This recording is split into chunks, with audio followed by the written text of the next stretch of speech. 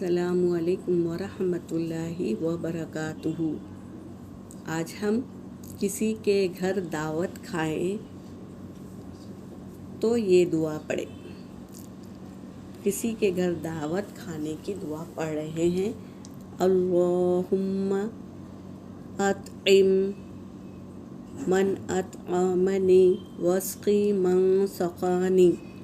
तर्जुमा, ए अल्लाह, जिसने मुझे खिलाया तू उसको खिला और जिसने मुझे पिलाया तू उसको पिला। ये दुआ याद करें और किसी के घर में हम दावत खाने के लिए जाएं तो वहाँ पर ये दुआ पढ़ें ताकि हमें पूरा अजर मिले। हमारे नबी करीम सल्लल्लाहु अलैहि वसल्लम इसी तरह दुआ पढ़ते थे, तो हम भी इसी तरह पढ़ेंगे इंशाअल्लाह।